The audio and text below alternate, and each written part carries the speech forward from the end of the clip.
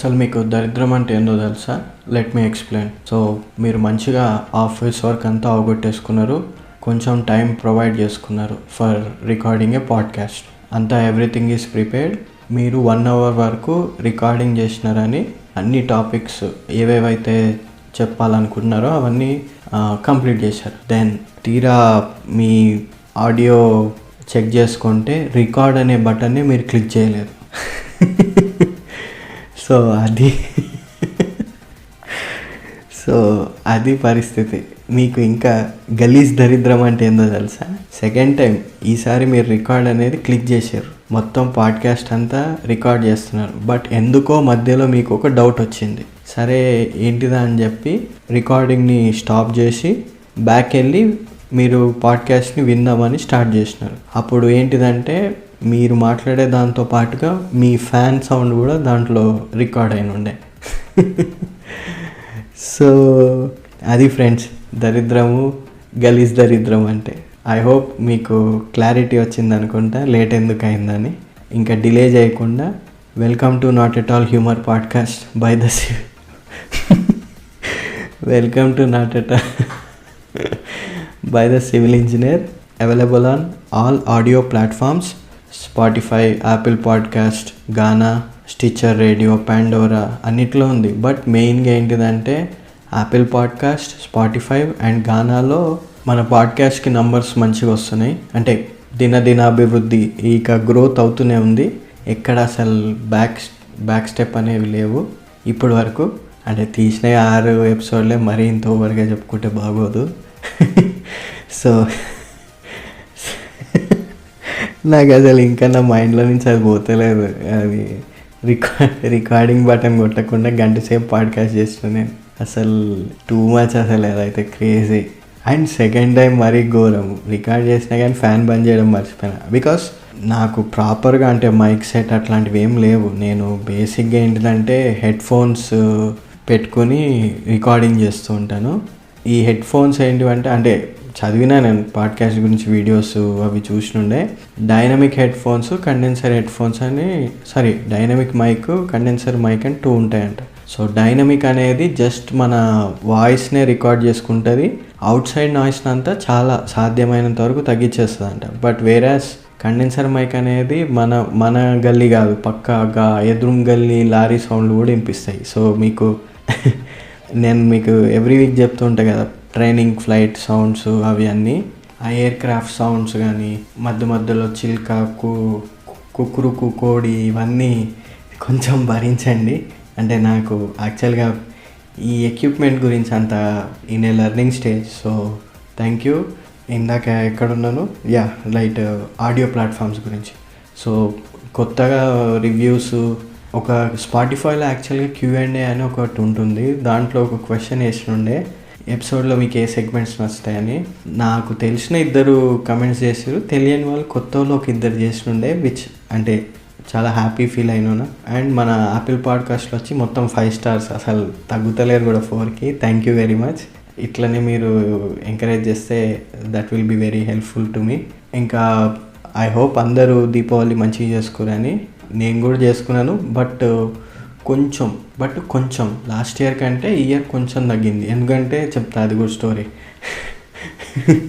So బేసిక్గా చిన్నప్పటి నుంచి ఏంటిదంటే దీపావళి అనేది నా ఫేవరెట్. నేనేంటిదంటే 2-3 days ముందు నుంచి మంచిగా లిస్ట్ అవుట్ చేసుకుని ఏమేమి కొనుక్కోవాలి, ఎన్ని కొనుక్కోవాలి, ఏ డే ఏవి కాల్చాలని మంచిగా ప్రిపేర్ అవుతా. దెన్ చిట్టీలు రాస్తా. ఈవెన్ నాకు ప్రైజెస్తో సహా అన్నీ తెలుసు. సో ఆ ప్రైజెస్ కూడా అన్నీ నేనే మెన్షన్ చేసుకుని రాస్తుండే. దెన్ కొన్ని ఇయర్స్ అంటే పెద్ద అయ్యే కొద్దీ ఇదంతా కష్టం అని చెప్పి, ఎప్పుడైతే నేను ఇంకా US నుంచి రిటర్న్ వచ్చినానో అప్పటి నుంచి ఏంటిదంటే డైరెక్ట్ కేజీస్ చెప్పున నేను కొంటుండే. సో మా ఊరు దగ్గర ఒక షాప్ ఉంటుంది, అంటే 365 days వాళ్ళు పెడతారు. దెన్ అక్కడే కొంటుండే, వాళ్ళు మంచిగా ఇస్తారు. అండ్ ఈవెన్ లాస్ట్ ఇయర్ కూడా చాలా మంచిగా వచ్చినుండే నాకు. అదే జోష్లో నేను పోయి ఈసారి కూడా కొనుండే. బేసిక్గా నేను కలర్స్ ఎక్కువ ప్రిఫర్ చేస్తాను. అంటే లైక్ 12 shots, 6 shots అవి ఉంటాయి కదా, సౌండ్ వచ్చే బాంబ్స్, అవి నేను ఎక్కువ కొనుండే. అండ్ వెళ్ళిన తర్వాత 12 shots పేలిస్తే దాంట్లో గట్టిగా 8 పేలినాయి. ఆ 8లో కూడా జనరల్గా ఏంటిది, మీకు షార్ట్ అంటే పైకి వెళ్ళి ఇటు లైట్ అంటే కలర్స్ వస్తాయి ఆర్ సౌండ్ వస్తుంది ఏదో ఒకటి. నేను కాల్సిన షార్ట్స్ ఎట్లా తెలుసా, ఫస్ట్ పైకి పోయినాయి, నెక్స్ట్ మళ్ళీ అదే కలర్తో కిందికి వచ్చినాయి, కిందికి వచ్చి కింద కలర్ స్ప్రెడ్ చేసింది. అసలు ఎంత ఎంబారెసింగ్ ఉండే అంటే నాకు వా చా ఇంకా నాకు అర్థమైంది వీడు last time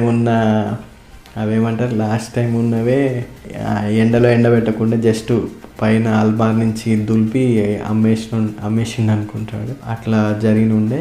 and it's okay, next time మళ్ళీ చూద్దాం. నెక్స్ట్ టైం ఈసారి స్టాండర్డ్ క్రాకర్స్ గట్టిగా తీసుకొచ్చి సెలబ్రేట్ చేసుకోవాలి. మీరు కూడా ఎట్లా సెలబ్రేట్ చేసుకున్నారు అన్నది అంటే ఒకవేళ మీకు షేర్ చేసుకోవాలనుకుంటే ఇన్స్టాగ్రామ్లో నాకు డిఎం చేయొచ్చు, ఆర్ ఏదన్నా నా పోస్ట్ కింద కామెంట్ లాగా కూడా మీరు చెప్పచ్చు.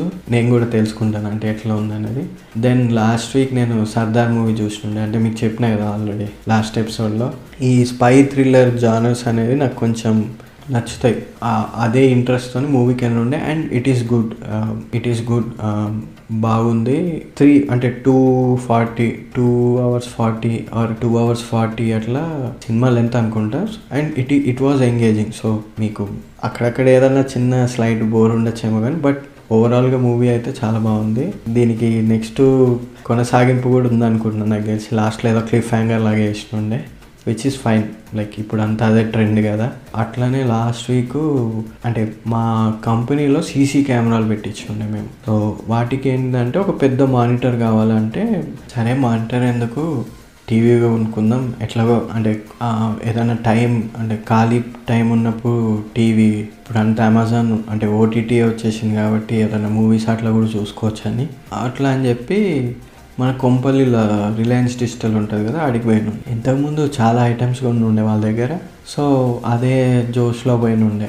అండ్ ఒక్క చిన్న తేడా ఏంటంటే మా ఫాదర్ కొనేవేమో రిలయన్స్ డిజిటల్లో కొంటాడు, నేనేమో క్రోమాలో కొంటా. అంటే సేమ్ అదే కొంపల్లో, అది అటు ఇది ఇటు ఉంటుంది. నాకంటే అప్పటి నుంచి క్రోమ్ అలవాటు అయింది. వాళ్ళు అంటే రిసీవింగ్ కానీ లేదా ప్రైజెస్ కానీ compare to other electrical departmental stores కంటే దీంట్లో కొంచెం తక్కువగానే ఉంటాయి. సో సర్లే అని ముందు రిలయన్స్ డిజిటల్కి పోయినాం. వాడు ఒక టీవీ చూసినాం. సో ఆ టీవీ సపోజ్ 30,000 ఉందనుకో. మేము అడిగినుండే 30,000కి నువ్వు ఎంత తగ్గిస్తావు అని. అతను 30,000కి నేను సార్ 1 రూపీ కూడా తగ్గదు సార్ ఇది అంటే, ఓకే సరే ఇప్పుడు ఫెస్టివల్ ఉంది కదా సరే ఏం డిస్కౌంట్స్ ఇస్తావు అంటే, సార్ ఏం లేదు సార్ 2 years వారంటీ అయితే ఉంటుంది, ఇంకొక 3 years వారంటీ కావాలంటే ఇంకో 3,000 కట్టాలన్న. రే ఏం మాట్లాడుతున్నావు అసలు? అంటే నువ్వు సెల్ చేద్దాం అనుకుంటున్నావా లేదా జస్ట్ డిస్ప్లేలో బొమ్మలు పెడదాం అనుకుంటున్నావా? ఇట్లా చెప్తే అసలు ఎవరైనా తీసుకుంటారా? అది ఇది అంటే, లేదు సార్ మేమైతే తగ్గాము, ఇంతకంటే మాకు ఇదే వస్తుంది సార్ అని చెప్పినుండే. నేను అన్నా సరే మరి మేము వేరే దగ్గర పోయి కొంటాము అని చెప్పి ఇంకా నెక్స్ట్ మళ్ళీ మేము క్రోమాకి పోయినాం. క్రోమాకి పోతే same company, same TV, same ఫీచర్స్తో ఆల్మోస్ట్ 4,000 to 5,000 తగ్గించి అక్కడ ఉంది. అండ్ దానికి తోడు he was willing to give more discount, అంటే ఇంకొక ఆల్మోస్ట్ 1,000 రూపీస్ తగ్గించింది దాని మీద. అండ్ దెన్ అడిషనల్గా అక్కడ 2 years అన్నారు కదా, ఇక్కడ 3 years వారంటీ, ఇంకొక 2 years ఎక్స్ట్రా వారంటీ కోసము 1,000 రూపీస్ 2,000 కట్టించుకున్నారు. సో అక్కడ ఏం డిఫరెన్స్ లేదు వారంటీలో. హైలైట్ జోక్ ఏంటిదంటే రిలయన్స్ డిజిటల్ వాడు అంతా ఓకే అయిన తర్వాత వాడు లాస్ట్లో ఏం చెప్తుంది తెలుసా? రిలయన్స్ డిజిటల్ వాడు టీవీ హ్యాంగ్ చేయడానికి వాల్ మౌంట్ క్లిప్ ఉంటుంది కదా, అది ఎక్స్ట్రా 300 రూపీస్ ఇచ్చి కొనుక్కోండి సార్ అంట. అంటే ఫస్ట్ నువ్వు నీ వే ఆఫ్ అప్రోచ్ అనేదే రాంగ్. దెన్ దానికి తోడుగా ఎక్స్ట్రా 300 అంటే అసలు ఎవరికన్నా ఈ కొనబుద్ధి అవుతుందా? ఇంకా ఇక్కడ క్రోమాలో అయితే వాడే ఫ్రీగా ఇచ్చినుండే. అండ్ సో మేము అది తీసేసుకుందాం వచ్చేసినుండే. ఇంకా రిటర్న్ వచ్చేటప్పుడు నాకు అర్థమైంది వింటర్ సీజన్ స్టార్ట్ అయిందని. అది అంటే చాలా ఏదో ఇయర్స్ అయిన ఫీలింగ్ వచ్చినుండే. అంటే ఎండలు ఈ వర్షాలు చూసి సో సడన్గా వింటర్ సీజన్ స్టార్ట్ అయింది అనిపించినుండే. That is fine. And next ఈ వీక్ వర్క్ ఎక్స్పీరియన్సెస్ ఏంటివంటే, నేను యాక్చువల్గా సైట్కి వెళ్ళినుండే ఈ వీక్. సో సైట్కి వెళ్ళినప్పుడు అక్కడ ఏదో నేను ఇన్స్పెక్షన్ లాగా చేస్తుంటే ఒక అతను ఫోన్ చేసినండే, అంటే అతను క్లయింట్ కూడా కాదు, క్లయింట్కి సంబంధించిన ఒక కాంట్రాక్టర్. సో అతను ఫోన్ చేసి, సార్ నేను ఇప్పుడు ఖాళీగా ఉన్నాను, క్లయింట్ అదే ఎండి సార్ దగ్గరికి వెళ్తున్నా, మీరు కూడా వచ్చేసేయండి సార్, ఇక్కడ డిస్కస్ చేసి క్లోజ్ చేద్దామన్నా. నేను అన్నా, సార్ అసలు మీరు ఏం మాట్లాడుతున్నారు, నేను యాక్చువల్గా వేరే సైట్లో ఉన్నాను, హైదరాబాద్ కంటే కొంచెం అవుట్స్కట్స్లో, సిటీ అవుట్స్కట్స్కి వెళ్ళి ఉండే, మీరు అట్లా సడన్గా ఫోన్ చేసి రమ్మంటే నేను ఏడికి వెళ్ళి వస్తాను అని చెప్తే ఆయన, అరే అవునవును సార్, నేను యాక్చువల్గా నిన్ననే చెప్దాం అనుకున్నా, బట్ నేను వేరే పనిలో ఉండి మర్చిపోయినా అంట. అంటే సి అతని పని నా పని కాదు, విచ్ ఈజ్ లైక్, అంటే అది నాకు నచ్చదు. బికాస్ ఓకే, నీకు వర్క్ ఉంది, ఒక షెడ్యూల్ మీటింగ్ అనుకుంటున్నామంటే ఒక టైం చెప్పు, దాని ప్రకారంగా నేను షెడ్యూల్ వేసుకుంటాను, ఒక 15-10 మినిట్స్ ముందే వచ్చి కూర్చుంటాను, నీ సోదంతా తింటాను, దట్ ఈస్ ఫైన్. అంతేగాని నువ్వు నేనేడో ఉన్నా నీకు తెలియదు నేను ఏడున్నాను, నువ్వు సడన్గా ఫోన్ చేసి వచ్చేసేయిదా మనం ఆటాడదాం పేకాడదాం అంటే ఏంది అది కరెక్ట్ కాదు కదా. సో నేను అట్లా చెప్తే, సరే సార్ నేను ఒకసారి మళ్ళీ ఆయనతో మాట్లాడి నేను ఫిక్స్ చేసి మీకు చెప్తాను అన్నాడు. అది ఓకే అన్న. సో అట్లా మంచిదని చెప్పినుండే. సో అది ఒక్కటి జరిగినుండే. ఇంకా బాగా ఆఫీస్ పని ఉండే, అంటే బేసిక్గా దీపావళి ఈ ఫెస్టివల్స్ వస్తే ఏమవుతుందంటే, ఫెస్టివల్ నెక్స్ట్ రోజు మ్యాక్సిమం ఈ మధ్య హాలిడేస్ లాగానే ప్రిఫర్ చేస్తున్నారు. ఈవెన్ నాకు దసరా నెక్స్ట్ రోజు అట్లనే అయింది, దీపావళి నెక్స్ట్ రోజు అట్లనే అయింది. అప్పుడు ఏమవుతుందంటే మనోళ్ళు రారు, బర్డెన్ అంతా నా మీద, అంటే ఇప్పుడు ఎవరైతే ఓనర్స్ ఉంటారో ఎంటర్ప్రీనియర్స్ ఉంటారో వాళ్ళ మీదనే పడుతుంది. సో ఇంకా ఆ బర్డెన్ పడేసరికి అది చేసుకుంటూ నేను ఇంకా కూర్చొని ఉండే. అట్లా ఈ పాడ్కాస్ట్ ఒకరోజు రికార్డింగ్ లేట్ అయింది, అండ్ దెన్ ఈ సీన్ అంతా జరిగినుండే. సో ఎనీవే అయింది. నెక్స్ట్ టైం నుంచి కొంచెం ప్రాపర్గా జాగ్రత్త చూసుకుని చేయాలి. ఇంకొక న్యూస్ బాగా స్ప్రెడ్ అయింది ఏంటంటే, యూకేకి కొత్త ప్రైమ్ మినిస్టర్ వచ్చినుండే, Rishi Sunak. After Elizabeth Truss, ఆమె పాత ఆమె సెప్టెంబర్ 22కి వచ్చినుండే అండ్ షీ రిజైన్. సో కింద పార్టీ మెంబర్స్ అంతా కలిసి అతను చేసుకున్నారు, విచ్ ఇస్ ఫైన్.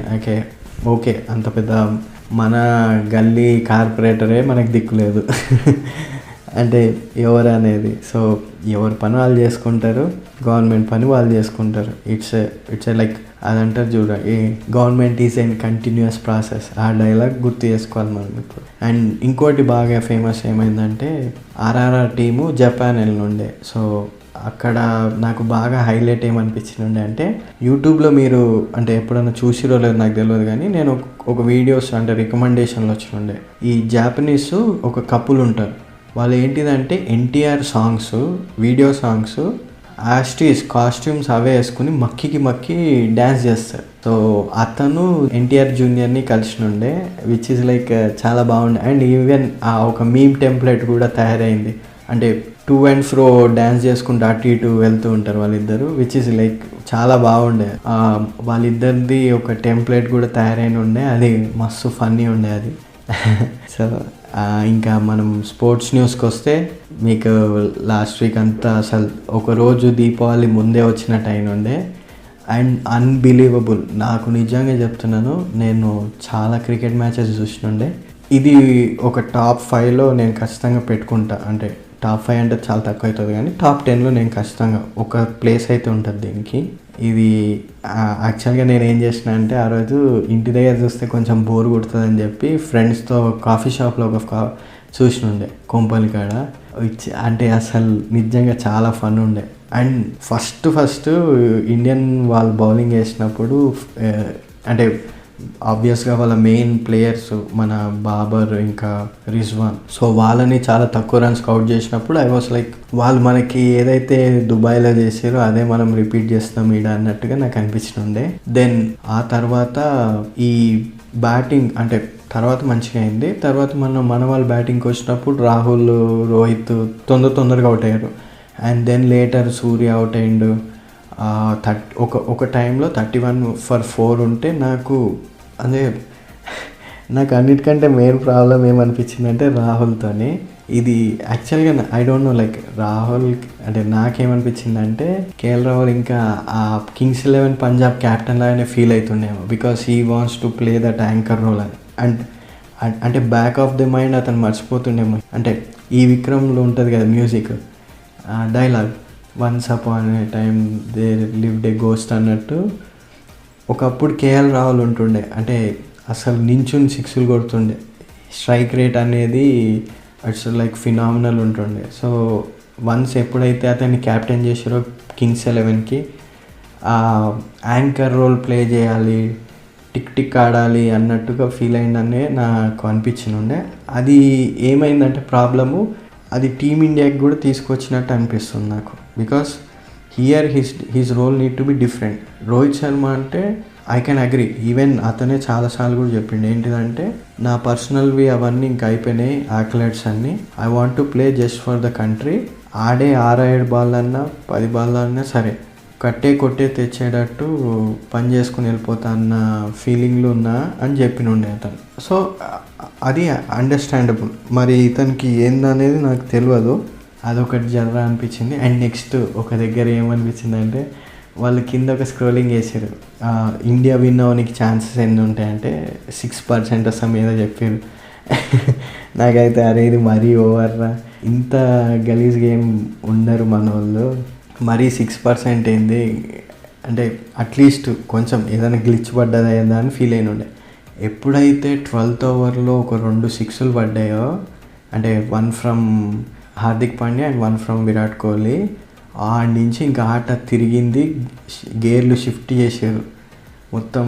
టాప్ ఈ ఫాస్ట్ అండ్ ఫ్యూరియస్లో కింద గేర్ వేసి మళ్ళీ పైకి లిఫ్ట్ చేస్తారు చూడు కార్ని, ఆ టైప్లో లిఫ్ట్ చేసిన మ్యాచ్. అక్కడి నుంచి ఇంకా స్టార్ట్ అయ్యి మళ్ళీ 19th ఓవర్ దగ్గర విరాట్ కోహ్లీ 2 సిక్స్లు కొట్టినుండే. ఫస్ట్ 6 అయితే నాకు ఇంకా అది ఆ మైండ్లో ఇట్లా రొటేట్ అవుతుంది, అంటే అంత ఈజీతో షాట్ కొట్టినుండే. ఒకప్పుడు విరాట్ కోహ్లీ అంటే ఇన్ని ఇయర్స్ తిట్టుకుంటూ మొత్తం డీఫేమ్ చేస్తూ వచ్చారు. ఎవరన్నా we need to back our players, main thing అది. నువ్వు ఇప్పుడు మీ ఊరు ఉంది, మీ ఊరిని నువ్వు సపోర్ట్ చేస్తావు, మీ ఊర్లో మనుషులు ఉన్నారు సపోర్ట్ చేస్తావు, తప్పు ఉంటే తప్పు చెప్పాలి. బట్ అదే పనిగా డిఫేమ్ చేయడం, గుచ్చి చేయడం, ఇట్స్ నాట్ రైట్. మీకు తెలుసో లేదు అంటే ఆల్రెడీ అందరు చూసే ఉంటారు, వేరే కంట్రీస్లో ఇదే విరాట్ కోహ్లీని కళ్ళకు అద్దుకుని తీసుకుంటారు తెలుసా. అట్లాంటి ప్లేయర్ మనకు వచ్చినప్పుడు వీ నీడ్ టు, అంటే కొంచెమన్నా మరీ ఘోరం చేసినుండే ఒక ఫేజ్లో అయితే అతని పాపం. సో ఆల్రెడీ ఆఫ్ఘనిస్తాన్తో వందగొట్టి ఆన్సర్ ఇచ్చిండు, ఇక్కడైతే ప్యూర్ అసలు అది నాకు నెక్స్ట్ లెవెల్ అనిపించిండే. అది ఆ లాస్ట్ బాల్ లాస్ట్ రన్ అయితే నిజంగా నాకు ఎంత నవ్వొచ్చిందంటే, ఒకవేళ ఈవెన్ తన పాడ్కాస్ట్లో అశ్విన్ కూడా చెప్పినుండే, ఒకవేళ నేను అది లిఫ్ట్ చేసినాను, అది ఒకవేళ క్యాచ్ అయినా లేదా రన్ రాకపోయినా, నేను అక్కడి నుంచి అక్కడ స్ట్రైట్ డ్రెస్సింగ్ రూమ్లోకి వెళ్ళిపోయి ట్విట్టర్లో ట్వీట్ పెడుతుండే థ్యాంక్ యూ అని చెప్పి, ఖచ్చితంగా నేను రిటైర్ అనుకుని ఫిక్స్ అయిన ఉండే అని చెప్పినాడు. విచ్ ఇస్ లైక్, అంటే అతని వీడియోస్ అవి బాగుంటాయి. అండ్ ఈవెన్ ఆ వీడియోలో అతను చెప్పిండు అవతల అంటే విరాట్ కోహ్లీ బ్యాటింగ్ చూస్తుంటే ఆ 12th ఓవర్ తర్వాత ఆ డైలాగ్ కూడా చెప్పిండు, గంగ చంద్రముఖి లెక్క మారుతుంది చూడు, సేమ్ అట్లనే అయింది ఇది. అది మస్తు నవ్వు వచ్చిండే నాకు.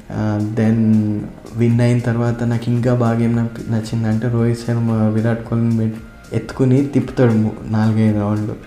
ప్రొఫెషనల్ జెలసీ అనేది ఎక్కడైనా ఉంటుంది. నువ్వు 10 రన్లు కొడితే అవతల 11 కొట్టాలనేది ఉంటుంది, లేదు అతను 9 కొడితే నువ్వు 8కి ఆగిపోవాలని కూడా ఫీలింగ్ ఉంటుంది. దట్ ఈజ్ ఓన్లీ ప్యూర్ ప్రొఫెషనల్కే. బట్ పర్సనల్గా వాళ్ళు ఎప్పుడు అట్లనే ఉంటారు. ఇప్పుడు అంతెందుకు, మీరు చిన్నప్పుడు స్కూల్లో కానీ ఎప్పుడైనా మీ ఫ్రెండ్కి ఫస్ట్ ర్యాంక్ వస్తే నీకు కొంచెం బాధ ఉంటుంది, బట్ అట్లా అని అది అక్కడికే ఆగిపోతుంది. మళ్ళీ మీరు బెల్ కొట్టి బయటికి రాగానే మొత్తం చెడ్డి దోస్తులు లెక్క తిరుగుతారు. సో అది వీళ్ళు బయట ఈ నాయిస్ అంతా అంటే అంత సీరియస్గా తీసుకోవద్దు ఎప్పుడు అనేది నా మెయిన్ చెప్పేది నేను. సో నెక్స్ట్ మ్యాచ్ వచ్చేసి నెదర్లాండ్స్తో ఉంది 27th అక్టోబర్కి. హోప్ దాంట్లోనే రాహుల్ ఆల్రెడీ ట్వీట్లు స్టార్ట్ అయినాయి, రాహుల్ జింబాబ్వే నెదర్లాండ్స్ వీటి మీద ఫస్ట్ ఆడి తర్వాత వస్తాడు అని అంత మరి అంత డిఫేమ్ చేయొద్దు, కానీ అతను కూడా దానికి ఛాన్సెస్ ఇస్తున్నాడు, స్కోప్ ఇస్తున్నాడు. So he need to bat and he need to answer by scoring runs. తర్వాత ఇంకా వేరే టీమ్స్ అంటే నాకు న్యూజిలాండ్ మళ్ళీ మొన్న ఆస్ట్రేలియా వాళ్ళని ఓడగొట్టిన తీరు చూస్తే నాకు మస్తు అనిపించింది. అండ్ సౌత్ ఆఫ్రికా అసలు డార్క్ హార్స్ అంటే అది. వాళ్ళ కిస్మత్ కొంచెం మంచిగా ఉండదు, కానీ వాళ్ళు ఏమన్నా ఆడుతారు ఒక్కొక్కరు బ్యాటింగ్ సూపర్ అసలు. సో చూద్దాం, ఇంకా ఇంట్రెస్టింగ్ ఉంది, ఏమవుతుందో చూద్దాం. ఆల్రెడీ చాలా అప్సెట్లు జరిగినాయి. వెస్టిండీస్ లేదు, T20 2 సార్లు గెలిచిన వాళ్ళే లేరు. సో చూద్దాం ఏమవుతుంది అన్నది. ఇక NBAకి వస్తే యాక్చువల్లీ ఈ సీజన్ కొంచెం చాలా రిఫ్రెషింగ్ ఉంది ఆనెస్ట్గా చెప్పాలంటే.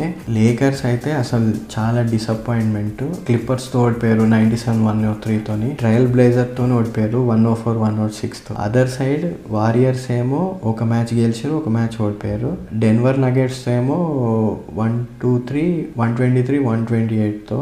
అండ్ కింగ్స్ తో గెలిచినుండే 130, 125. సో అంటే కొంచెం వెరైటీగా అనిపిస్తుంది కొత్తగా. ఇంకా నా పిక్ లాస్ట్ టైం నేను చెప్పినా కదా, సెల్టిక్స్. వాళ్ళైతే మొత్తం ఒక్క మ్యాచ్ కూడా ఓడిపోకుండా గెలుస్తూనే వచ్చారు. సెల్టిక్స్ ఒర్లాండో మ్యాజిక్ మీద 126, 120 తో గెలిచినుండే. మయామి హీట్ పైనేమో 111, 104 తో గెలిచినుండే. వాళ్ళ ట్రియో టేటమ్, బ్రౌన్ అండ్ వాళ్ళ అసిస్ట్లు ఇచ్చే మార్కస్ స్మార్ట్, వీళ్ళ సూపర్ కాంబినేషన్ తో మంచిగా దూసుకోబోతారు. అండ్ లాస్ట్ టైం చెప్పినట్టుగానే కప్పు మాదే. ప్లేట్ అనేది రెడీ చేసి పెట్టుకుంటే జస్ట్ అంటించేసి తీసేసుకుంటాం. అండ్ ఇంకోటి నా గిల్టీ ప్లెజర్ పిక్ కూడా చెప్పినుండే కదా, న్యూయార్క్ నిక్స్. వాళ్ళు కూడా యాక్చువల్గా చెప్పాలంటే 3 మ్యాచెస్ లో 2 గెలిచారు, 1 ఓడిపోయారు. పిస్టన్స్ మీద 130, 106 తో గెలిచినుండే. అండ్ ఒర్లాండో మ్యాజిక్ పైన కూడా 115, 102 తో గెలిచారు. సో చెప్పినా కదా, నేను పిక్ చేసే వాళ్ళందరూ కొంచెం అజీబ్ గానే ఉంటారు. ఇంకా మిగతా టీమ్స్ అన్ని ఆడుతుర్రు, but I don't know, like చాలా అప్సెట్ మ్యాచ్లు అయితే అవుతాయని నేను అనుకుంటున్నాను. ఎందుకంటే టీమ్స్ అన్ని ఇంత షఫిల్ ఉన్నప్పుడు డోంట్ నో లైక్ ఏది ప్రాపర్గా ఆడుతున్నారు, గెలుస్తున్నారని. మీకు కూడా ఎవరు అంటే మీరు కూడా ఎవరన్నా టీంని పిక్ చేసుకుంటే నాకు చెప్పండి. అంటే మీరు ఎవరినైతే ఫ్యాంటసీ పిక్ చేసారో, జస్ట్ ఫర్ ఫన్. ఇంకా NFLకి వచ్చేస్తే చెప్పినా కదా, ఎప్పటిలాగే నాకే చెప్పి బోర్ కొడుతుంది. అంటే ఓవర్ అవుతుంది, నాకు అర్థమైంది. న్యూయార్క్ జైంట్స్ అనే వాళ్ళు మళ్ళీ విన్ అయ్యారు జాగ్వర్స్ మీద. సో ఏంటిదంటే మొత్తం NFL లో ఈ ఇయర్ ఈగల్స్ది 6-0 మంచి రికార్డ్. అంటే 6 విన్, 0 డిఫీట్స్. దాని తర్వాత ది బెస్ట్ రికార్డ్ ఉన్న టీం ఏదంటే మన న్యూయార్క్ జాయింట్సే, 6-1. సో నెక్స్ట్ గేమ్ ఇంకా సీహాక్స్ తో ఉంది October 31st కి. అది కూడా ఆబ్వియస్గా గెలుస్తారు. నేను వెయిట్ చేసేది ఏంటంటే ఈగల్స్ ఎప్పుడు ఓడిపోతుందా అని. సో దట్ ఇప్పుడు ఒకవేళ జాయింట్స్ గెలిచిందనుకో, నెక్స్ట్ ఈగల్స్ ఓడిపోయింది అనుకో, 7-1, 7-1 అట్లాంటిది ఏదన్నా వచ్చినప్పుడు చూద్దామని ఒక చిన్న ఇంట్రెస్ట్. చూద్దాం ఏమవుతుందో.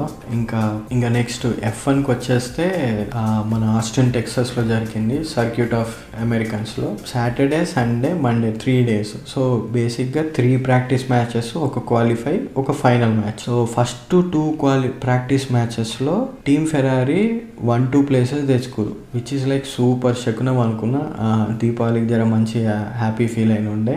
నెక్స్ట్ థర్డ్ ప్రాక్టీస్ మ్యాచ్ లో వచ్చేసి Red Bull racing Max Verstappen first వచ్చిండు. 2-3 places లో ఉన్నారు. పెద్ద ఏముంది, పోడియం అయితే ఎక్కుతారు కదా అట్లీస్ట్. అంటే నా టార్గెట్ ఏంటంటే, నేను జనరల్ గా మా వాళ్ళ దగ్గర నుంచి ఎక్స్పెక్ట్ చేసింది ఏంటంటే either 1 or 2. 3 అంటే ఎప్పుడు వస్తూనే ఉన్నారు చాలా అని. నెక్స్ట్ క్వాలిఫైయింగ్ వచ్చినప్పుడు ఫెరారీ 1-2 places లో ఉంది. థర్డ్ ప్లేస్ లో రెడ్ బుల్ వచ్చినుండే. సో ఇలానే పోతే ఫెరారీ టైటిల్ అని ఫిక్స్ అయిన ఉండే. దెన్ మండే రోజు స్టార్ట్ అయింది. మండే రోజు యాక్చువల్ రేస్ స్టార్ట్ అయినప్పుడు ఫెరారీ నుండి చార్ల్స్ లెక్లెరెక్ థర్డ్ ప్లేస్ లో 7.5 seconds డిఫరెన్స్ తో ఓడిపోయిన ఉండే. అంటే ఫస్ట్ ప్లేస్ పోయింది. అండ్ ఫస్ట్ ప్లేస్ ఆబ్వియస్ గా మ్యాక్స్ వెర్స్టాపెన్ కి వచ్చింది.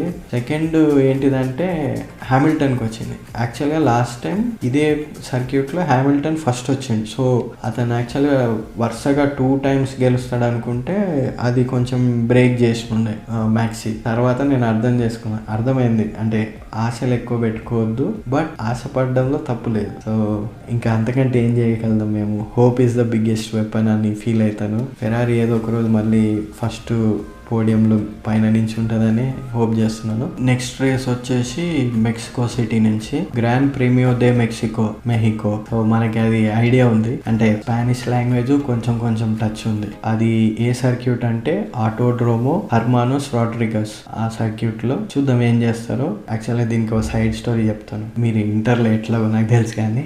సో బేసిక్గా నేను యుఎస్లో ఉన్నప్పుడు ఒక డాలర్ స్టోర్లో వర్క్ చేస్తుండే.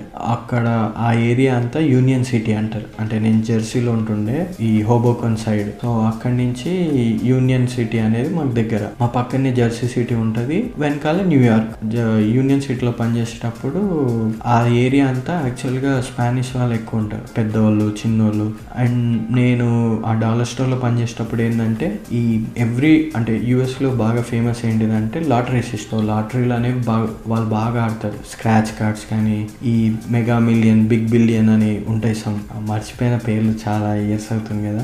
మెగా మిలియన్ అవన్నీ ఉంటాయి. అంటే ర్యాండమ్ గా ఒక 5 numbers చూస్ చేసుకోవాలి. ఈవినింగ్ అంటే అదే డే ఈవినింగ్ రోజు రిజల్ట్ రిలీజ్ చేస్తాడు. సో ఆ 5 numbers నీకు 5కి 5 తగిలితే $1 million ఎన్నో ఇస్తాడు, అందులో ట్యాక్స్ కట్ చేసి. ఆర్ 3 numbers కానీ 2 numbers కానీ అట్లా తగిలినా ఏదో ఒక అమౌంట్ అయితే ఉంటుంది నీకు. ఈవెన్ ఒక నంబర్ తగిలినా కానీ $5 ఏదో వస్తుంది. అంటే ఆ టికెట్ $1 ఉంటుంది. ఎన్ని టికెట్లను తీసుకోవచ్చు, ర్యాండమ్ నంబర్స్ చూస్ చేసుకో. దానికోసం వస్తుండే వాళ్ళు మాట్లాడుతుండే, అంటే సగం స్పానిష్ సగం ఇంగ్లీష్. సో నేను కూడా అట్లా కొంచెం కొంచెం నేర్చుకుంటుండే. అంటే నాకు ఇప్పటికీ నంబర్స్ వచ్చు, అండ్ నెక్స్ట్ కొన్ని పదాలు వచ్చు. ఎవరన్నా మాట్లాడితే అర్థం చేసుకుంటా కూడా, ఎందుకంటే ఆల్మోస్ట్ కొంచెం కొంచెం ఈ ఇంగ్లీష్ టచ్, మన యాక్సెంట్ కూడా కొంచెం టచ్ అయి ఉంటుంది దాంట్లో. మీరు అంటే ఎప్పుడన్నా సో అట్లా నేర్చుకుని ఉండే. అండ్ దెన్ అదే షాప్లో నేను ఫుల్ పని చేస్తుండే కూడా. అంటే I use to work like 2 jobs. ఒకటేమో షాప్లో, ఒకటి మళ్ళీ క్యాంపస్లో ఏంటిదంటే ఇది కొంచెం ఓవర్ ఉంటుంది కానీ నిజంగానే నేను అసిస్టెంట్ ప్రొఫెసర్ లెక్క పనిచేస్తుండే. బట్ ఏ రోజు ఎవరికి టీచింగ్ చేయలేదు. నా పని ఏంటిదంటే వాళ్ళ ఎగ్జామ్ రాస్తే పేపర్లు కరెక్షన్ చేయడం, అది యాక్చువల్ పని నాది. That use to be fun. అంటే వీక్లీ 20 hours ఇస్తారు. వీక్లీ 20 hours, ఎందుకంటే ఇది చిన్న జాబ్ కాబట్టి. కాదు, weekly 20 hours, by weekly payment వస్తుంది. సో 40 hours నువ్వు కంప్లీట్ చేయాలి. సో అది నేను కంప్లీట్ చేస్తుండే. 40 hours పెద్ద లెక్క కూడా కాదు. కాలేజ్ ఎట్లాగో 2 days వెళ్తుండే, అదే రోజు నేను ఈ అవర్స్ కూడా క్యారీ చేస్తుండే.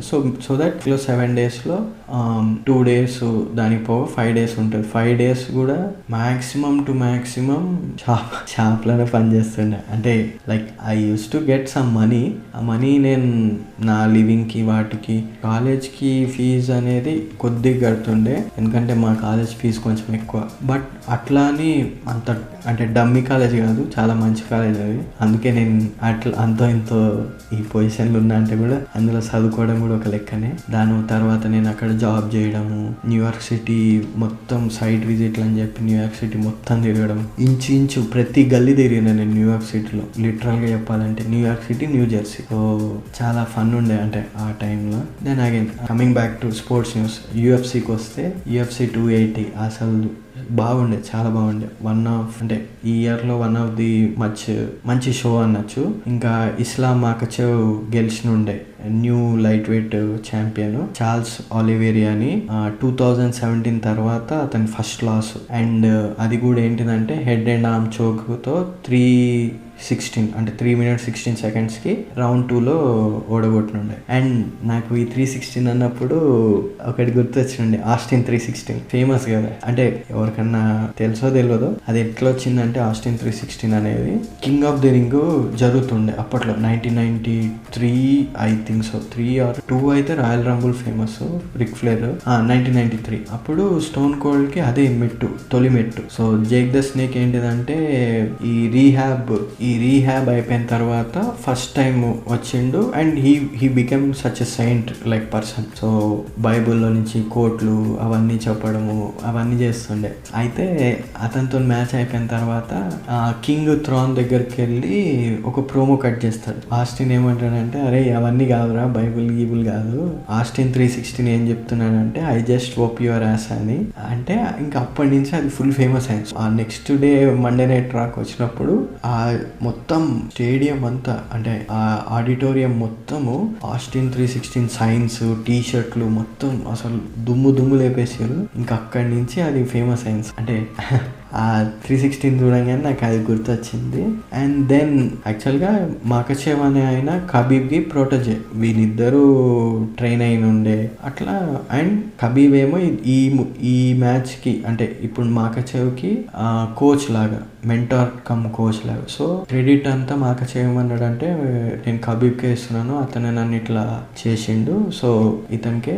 అండ్ దెన్ ఈ ఆఫ్టర్ మ్యాచ్ ప్రోమో చేస్తుంటే అతను అడుగుతాడు యాంకర్, సో ఇప్పుడు నెక్స్ట్ ఏంటిదంటే ఇక్కడనే వాల్కనాస్కి ఉన్నాడు, అలెగ్జాండర్ వాల్కనాస్కి, ఫెదర్ వెయిట్ కి యాక్చువల్గా అతన్ని కింగ్ అంటారు, అతనితో నువ్వు pound to pound show down చేస్తావా ఆస్ట్రేలియాలో అంటే మాకచ్చేమంటాడు నాకేం ప్రాబ్లం లేదు అతన్ని అడుగురు అంటే వాల్కనాస్కి క్రౌడ్లో నుంచి చేయి ఊపుతాడు, ఏది మన ఆర్ఆర్ఆర్లో రామ్ చరణ్ ఊపుతాడు చూడ అట్లా ఇటిటిటా ఊపితే దాని లోపల రా అంటే కేజ్లోకి వస్తాడు. వచ్చిన తర్వాత ఇద్దరు షేక్ హ్యాండ్ ఇచ్చుకుని చెప్తాడు నేను రెడీ పౌండ్ ఫర్ పౌండ్కి ఛాలెంజ్ యాక్సెప్ట్ చేస్తున్నా అని చెప్తే ఇంకా రైట్ ఆస్ట్రేలియాలో ఉంటుంది అది. ఇంకా స్కెడ్యూల్ డిసైడ్ అవ్వాలి అనుకుంటా, మేబీ నెక్స్ట్ అవ్వదు, నెక్స్ట్ ఇది ఇంగ్లాండ్లో అనుకుంటా నాకు తెలిసి నెక్స్ట్ UFC, సో దాని తర్వాత అయి ఉండొచ్చు. నెక్స్ట్ ఇందులోనే ఇంకా బ్యాంటన్ వెయిట్ టైటిల్ కూడా అయ్యింది ఉండే, అది మళ్ళీ స్టెర్లింగే గెలిచిండు డిలాషా మీద డిస్క్వాలిఫికేషన్. సో ఎందుకంటే ఇల్లీగల్ నీతోని పీటర్ యాన్ ఇల్లీగల్ నీ దగ్గర నుంచి వచ్చిందని. యాక్చువల్గా ఇది కొంచెం క్లమ్జీగా ఉంటుంది ఈ మ్యాచ్, అంటే ఫస్ట్ ఏమనుకున్నారంటే డిలాషా నుంచి ఆడదాం అనుకుంటారు, బట్ డిలాషా ఇంజూర్డ్ ట్రైనింగ్ క్యాంప్ అయినప్పుడు ఫస్ట్ రౌండ్ లో లెఫ్ట్ షోల్డర్ డిస్లోకేట్ అవుతుంది. అప్పుడు ఏమైందంటే స్టెర్లింగ్ అనే ఆయన ఎఫెక్టివ్నెస్ సెకండ్ రౌండ్ TKO చేద్దామని ట్రై చేస్తాడు. అండ్ అదంతా ఏదో క్లమ్జీ లెక్క అయితే నాకే చక్కగా అర్థం కాలే ఫస్ట్, అది అయిపోయింది. సో అదే ఒక డిజాస్టర్ అంటే దానికి తోడు ఈ షాన్ ఓమాలీది ఇంకో డిజాస్టర్. ఇదేంటిదంటే పీటర్ యాన్తో మ్యాచ్ జడ్జెస్ దగ్గరికి వెళ్ళింది, ఇద్దరు జడ్జిలు షాన్కి ఓకే చేస్తే పీటర్ యాన్కి ఒక ఆయన చేసిండు, సో అట్లా. అండ్ హైలైట్ ఏంటంటే ఈ మొత్తం మ్యాచ్ కార్డులో ఖబీబ్ ఒక ప్రోటోజే అంటే ఖబీబ్ ఒక కామ్రేడ్ గ్రూప్ లాగా తయారు చేసుకోండి. మీరు ఒకవేళ అంటే నేను మ్యాచ్ కార్డులో లెక్క పెట్టి చెప్తాను. ఇప్పుడు ఇస్లాం మాకచేవ్, నెక్స్ట్ బెలాల్ మొహమ్మద్, ఖబీబ్ వాళ్ళ సుట్టము అబుబాకర్, నెక్స్ట్ ఖబీబ్ వాళ్ళ ఇంకొక దూరం అతను మొహమ్మద్ మొకేవ్, వీళ్ళందరూ పాసీస్ లాగా ఇతనికి. సో వీళ్ళందరూ కూడా గెలిచినుండే.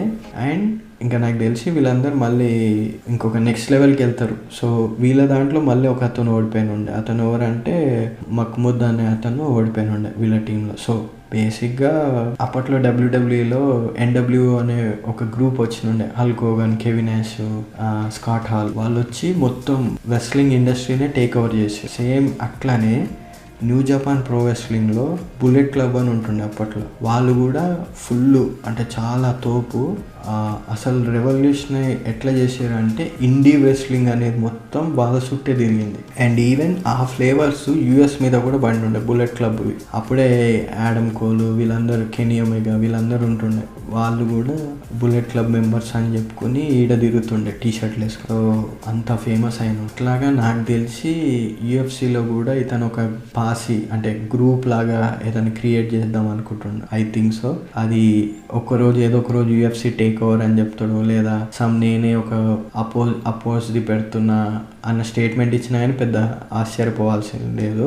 చూద్దాం ఏమవుతుందో. ఇంకా ఫుట్బాల్ న్యూస్కి వచ్చేసరికి ప్రీమియర్ లీగ్. సో ప్రీమియర్ లీగ్లో ఏంటిదంటే first of all Manchester United గురించే మాట్లాడాలి. లాస్ట్ వీక్ టాటెన్హామ్ స్పర్స్ పైన 2-0 గెలిచినుండే.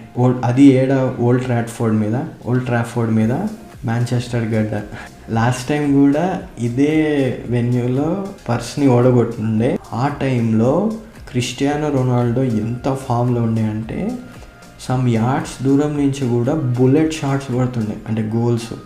ఈవెన్ వాళ్ళ కోచ్ కూడా ఆఫ్టర్ మ్యాచ్ ప్రెస్ కాన్ఫరెన్స్లో మేము మ్యాచ్ ఓడిపోయింది మాంచెస్టర్ యునైటెడ్ వల్ల కాదు, క్రిస్టియానో రొనాల్డో మీద అని. ఇట్లాంటి పర్సన్ ఇప్పుడు ఎట్లాంటి సిచ్యువేషన్లో ఉన్నాడంటే నాకే జర మస్తు బాధేస్తుంది. అండ్ అట్లా నవ్వు కూడా వస్తుంది. అంటే ఐ డోంట్ నో లైక్ అతని మైండ్లో ఏం తిరుగుతుందో మనకేం తెలుసు. అండ్ ఈ మ్యాచ్ 2-0 గెలవనీకి నేను లాస్ట్ వీక్ తిట్టినా కదా ఫ్రెడ్ని. సో అతనే ఒక గోల్ కొట్టిండు. మేబీ హట్ అయ్యేమో నా పాడ్కాస్ట్ని. సో అదొకటి. నెక్స్ట్ ఇంకొక గోల్ ఏమో బ్రూనో ఫెర్నాండెస్. అతను ఎప్పుడు కన్సిస్టెన్సీ ఉంటుంది. అయితే కాంట్రవర్సీ ఏంటిదంటే క్రిస్టియానో రొనాల్డోని బెంచ్ మీద కూర్చోబెట్టారు first. I don't know like ఎందుకు కూర్చోబెట్టారు. లాస్ట్ టైం అంత మంచిగా ఆడినప్పుడు. సో అతను ఎవరికి సబ్స్టిట్యూట్ లెక్క రాలేదు, ఎవరికి ఏ ప్లేయర్కి. దెన్ మ్యాచ్ అవ్వకముందే అంటే టైం అవ్వకముందే తను పెవిలియన్లోకి వెళ్ళిపోయిండే లోపలికి. అంటే ఎందుకు వెళ్ళిపోయిండో కూడా తెలియదు. అది ఒక పెద్ద కాన్ఫరెన్స్, ఐ మీన్ పెద్ద కాంట్రవర్సీ అయింది. మొత్తం వరల్డ్ అంటే ఫుట్బాల్ ఫ్యాన్స్ కానీ ఆల్మోస్ట్ నాకు తెలిసి 50-50గా డివైడ్ అయిపోయి ఉంటారు. ఎందుకంటే కొంతమంది ఏమో అట్లాంటి ప్లేయర్ని మీరు బెంచ్ మీద ఎట్లా కూర్చోబెడతాడు, మీరు డిస్రెస్పెక్ట్ చేస్తున్నారు, అందుకే అతను అట్లా వెళ్ళిపోయిండు, he doesn't deserve all this crap అన్నట్టుగా అంటున్నారు. ఇంకొంతమంది ఏమో అసలు టీం కంటే పెద్ద అనుకుంటుండే ఆయన. టీం అంటే ఒకవేళ మీరు కూర్చోవాలనుకుంటే కూర్చోవాలి, దూకాలంటే దూకాలి, పోరాడాలంటే పోరాడాలి. So you need to be a warrior if you are in a team. అంటే టీమ్ స్పిరిట్ అనేది ఉండాలి కదా, అట్లెట్లా పోతాడు అని.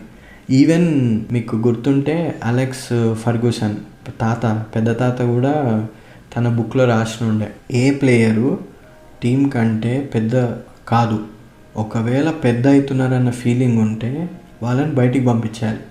అదే నేను కూడా చేసినాను డేవిడ్ బెకమ్ విషయంలో అని అతను కూడా చెప్పినుండే ఒకసారి.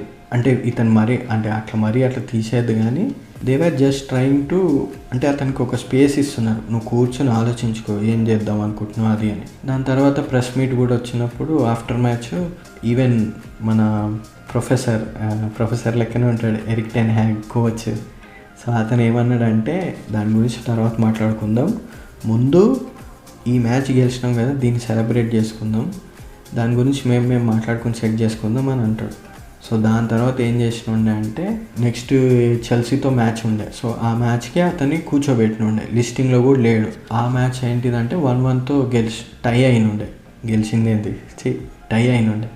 అది కూడా ఎట్లా అంటే 90+4 minutesకి క్యాసిమీరో వచ్చి ఒక్క గోల్ కొట్టినుండే, అది దేవుడి దయ వల్ల లెక్క. దానికి వాళ్ళు ఎంత సెలబ్రేట్ చేసుకున్నారంటే గోల్ కొట్టిన తర్వాత పోయి ఆడి ఫ్యాన్స్ దగ్గరికి వెళ్ళి అరిసి బ్రూనో అయితే అసలు మొత్తం, బ్రూనో జనరల్గానే కొంచెం బక్కగా ఉంటాడు, బట్ మొత్తం బాడీ బోన్స్ అన్ని బయటకు వచ్చేటట్టు అరిచినుండే. అసలు నాకు మస్తు నవ్వు వచ్చింది. అంటే అంత ఎక్సైట్ నేనైతే ఫీల్ కాలేదు, ఎందుకంటే 90+4 minutesకి కొట్టి అంత ఓవర్ చేసుడు కూడా మా వాళ్ళకే చెందుతుంది. ఏం చేయాలన్నా మాంచెస్టర్ యునైటెడ్ వాళ్ళే చేయగలుగుతారు. సో ఇంకా ఆ మ్యాచ్ కూర్చోబెట్టారు. దెన్ అతను ఏదో పెద్ద ఇన్స్టాగ్రామ్లో ఒక పెద్ద స్టేట్మెంట్ ఇచ్చిండు, నేను టీం మెంబర్ని, టీం ప్లేయర్ని, అది ఇది అని. ఇట్స్ ఓకే, లైక్ ఇది ఎప్పుడు జరుగుతూనే ఉంటుంది, గొడవ లేకుండా అంటే కాంట్రవర్సీ లేకుండా యునైటెడ్ అనేది అసలు ఉండదు. చూద్దాం. అండ్ ఇంకోటి ఏంటిదంటే జనవరికి ఫ్రీ ట్రాన్స్ఫర్కి అతనికి అవకాశం ఇచ్చారు, చూడాలి ఇంకా అతను అది యూజ్ చేసుకుంటాడా లేదా ఇక్కడనే ఉంటాడా అని. ఇక్కడనే ఉంటే మాత్రం ఈవెన్ లైక్ కొంచెం కోచ్ కూడా ఆలోచించాలి, అతను ఇక్కడనే ఉంటుండంటే maybe he deserve some respect కూడా, అంత పెద్ద ప్లేయర్. ఓకే, ఈవెన్ నాకు సేమ్ కంపారిజన్ వస్తుంది విరాట్ కోహ్లీ క్రిస్టియానో. కోహ్లీ కూడా తక్కువలో ఉన్నప్పుడు కొన్ని రోజులు టీంలలోకి వెళ్ళి పక్కకు కూర్చోబెట్టుడు, అటు చేసుడు ఇటు చేసుడు హడావిడి చేసారు. వన్స్ అతను బ్యాక్ వచ్చిన తర్వాత ఇప్పుడు అసలు ఒక్కరు కూడా ఒక్క మాట కూడా అంటలేరు అతన్ని. ఏంటిదంటే టైం విల్ డిసైడ్ ఎవరు పులి ఎవరు పిల్లి అనేది, మనం మన పని చేసుకుంటూ వెళ్ళిపోవాలంతే. ప్రీమియర్ లీగ్ పాయింట్స్ టేబుల్కి చూస్తే మనం ఒక ప్లేస్ కిందికి వచ్చేసిండే ఆ డ్రా తర్వాత. ఇప్పుడు 6th పొజిషన్, 4th ప్లేస్కి న్యూ క్యాసిల్ ఎస్కలేట్ అయినుండే. టాప్ 2 ప్లేసెస్లో same Arsenal 1, Manchester city 2nd place. So next Manchester United match వచ్చేసి సండే October 30th వెస్ట్ హ్యామ్తో ఉంది. అది గెలిస్తే మళ్ళీ మనం మన పాత ప్లేస్కి వచ్చేస్తాం. ప్రీమియర్ లీగ్లో మోస్ట్ గోల్స్ వచ్చేసి హాలాండ్, మోస్ట్ అసిస్ట్ ఏమో కెవిన్ డే బ్రయన్, ఇద్దరు మాంచెస్టర్ సిటీ నుంచే. యూరోపా లీగ్ వచ్చేసరికి మ్యాచ్ డే 5 of 6లో October 27 నుంచి స్టార్ట్ అవుతుంది. అందులో యూరోపా లీగ్లో మాంచెస్టర్ సిటీకి మ్యాచ్ షెరీఫ్తో ఉంది October 28th. As of now మన గ్రూప్లో మనం సెకండ్ ప్లేస్లో ఉన్నాం అండ్ ప్లే ఆఫ్కి సెలెక్ట్ అయినాం. బేసిక్గా అదే అచీవ్మెంట్ చెప్పాలంటే. మన పైన రియల్ సోసిడాడ్ ఉన్నారు, వాళ్ళు నెక్స్ట్ రౌండ్కి క్వాలిఫై అయ్యారు, అంటే ఛాంపియన్స్ లీగ్కి పోనీకి. మనం ప్లే ఆఫ్స్లో నుంచి మళ్ళీ కొంచెం కష్టపడితే మళ్ళీ ఛాంపియన్స్ లీగ్కి వస్తాం. Coming to champions league group stage match day 5 of 6 అనేది, అంటే నేను రికార్డింగ్ చేసిన నెక్స్ట్ రోజు నుంచి స్టార్ట్ అవుతుంది. ఎక్సైటింగ్ మ్యాచెస్ ఉన్నాయి, చాలా ఉన్నాయి. వాటి రిజల్ట్స్ అన్నీ నెక్స్ట్ ఎపిసోడ్లో మనం మాట్లాడుకుందాం. అండ్ మెయిన్గా నేను చూసేది ఏంటిదంటే బార్సిలోనా వర్సెస్ బైరెన్. ఈ బైరెన్ అనే టీము బార్సిలోనాని అసలు ఎంత కష్టపెడుతుందంటే, నాకు తెలిసి ఇది అనుకుంటా, అంటే నాకు తెలిసి ఇది వాళ్ళకి డిసైడింగ్ మ్యాచ్ అనుకుంటా. ఇప్పుడు బార్సిలోనా బైరెన్ మీద ఓడిపోతే మేబీ ఛాంపియన్స్ లీగ్ నుంచి వాళ్ళు యూరోపా లీగ్కి వచ్చేస్తారు అనుకుంటా. వాళ్ళు కూడా చూద్దాం ఏమవుతుందో. అంటే ఇంకా లీగ్ 1కి వచ్చేస్తే సాటర్డే సండే లీగ్ మ్యాచెస్. జనరల్గా PSG అజాసియో వాళ్ళతో ఆడితే 3-0తో గెలిచినుండే. Kylian Mbappe 2 goals and Messi 1. యాక్చువల్గా బ్యాలెండర్ తర్వాత నుంచి చూస్తే మెస్సీ కొంచెం సీరియస్గానే ఆడుతుంది. మేబీ నెక్స్ట్ ఇయర్ కంటెన్షన్ కోసం అనుకుంటా. లీగ్ 1లోనే టేబుల్ టాప్ PSG ఉంది. మోస్ట్ గోల్స్ ఏమో కిలియన్ బప్పే, సెకండ్ ప్లేస్లో నైమార్ ఉన్నాడు. అండ్ మోస్ట్ అసిస్ట్తో ఏమో మెస్సీ ఫస్ట్ ప్లేస్లో ఉన్నాడు, నైమార్ సెకండ్. వీళ్ళు ముగ్గురు, ఈ ట్రియో మొత్తం కలిసి PSGలోనే ఉన్నారు బేసిక్గా. సో అంటే ఇది ఎట్లా అయిపోయిందంటే, ఇప్పుడు లీగ్ 1 PSG వాళ్ళు కొంచెం టాప్లో ఉంటారు. ఇప్పుడు లా లీగాకి వచ్చినాం అనుకో, last week real Madrid Sevilla మీద 3-1తో గెలిచినుండే. బార్సిలోనా ఏమో అథ్లెటిక్ క్లబ్ మీద 4-0తో గెలిచింది.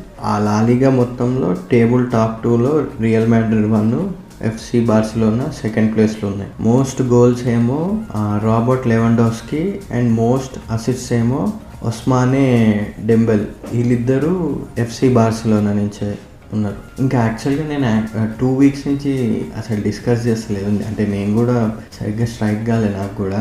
మన ఇండియన్ సూపర్ లీగ్ అనేది స్టార్ట్ అయిన ఉండే. సో అది ఏంటిదంటే మన desi football club type. So last week match day 3 జరిగినుండే. దాంట్లో హైదరాబాద్ బెంగళూరుని 1-0 ఓడిపించేసినుండే, which is good. And table టాప్లో మన హైదరాబాద్ వాళ్ళే ఉన్నారు. And if you remember last season champions FC హైదరాబాదే. మ్యాచ్ వచ్చేసి 29th Octoberకి గోవాతో ఉంది. అది అంటే ఎక్కువ నేను ఫాలో అవ్వట్లేదు, బట్ నాకు తెలిసినంత మాత్రం ఈ గోవా అనేది కొంచెం టఫ్ కాంపిటీషన్ ఇస్తుంది. అండ్ గోవాకి యాక్చువల్గా FC గోవాకి యాక్చువల్గా one of the franchise owner వచ్చేసి విరాట్ కోహ్లీ. ఇప్పుడు నెక్స్ట్ మన this week in the history movie సెగ్మెంట్కి వచ్చినప్పుడు, యాక్చువల్గా ఈ వీక్ ఫెస్టివల్ ఉన్నందుకు నాకు కొంచెం నోట్స్ సెట్ చేయడానికి టైం సరిపోలేదు, అంటే తెలుగు మూవీస్కి. అందుకని ఈ మూవీస్ అంటే పాత మూవీస్ సెగ్మెంట్ తెలుగుది నేను ఈ వీక్ స్కిప్ చేస్తున్నాను. I hope you all understand. Next week నుంచి మళ్ళీ నేను ట్రై చేస్తాను. అండ్ ఇంకోటి ఏంటిదంటే, నేను అనుకుంటున్నాను ఈ సెగ్మెంట్ని ఏదన్నా ఒక టాపిక్తో స్వాప్ చేద్దామని, అంటే ఐడియా ఉంది. బికాస్ చాలామంది కొంతమంది నన్ను ఏమంటున్నారంటే, అంతా బాగుంది బట్ ఎక్కడన్నా ఒక పర్టికులర్ టాపిక్ తీసుకుని దాని మీద కూడా ఒక 15-20 minutes మాట్లాడేటట్టు సెట్ చేసుకుంటే బాగుంటుంది. Or you can reduce any one of the segment and దాని ప్లేస్లో ఈ పాయింట్స్, అదే ఏదైనా టాపిక్ పైన డిస్కషన్ అనేది ఇన్కార్పొరేట్ చేసుకుంటే, అంటే అది కూడా ఇంట్రెస్టింగ్గా ఉంటుంది కదా అని ఒక ఐడియా చెప్పినుండే. అది ఆలోచిస్తున్నా, అంటే ఏం చేద్దామని.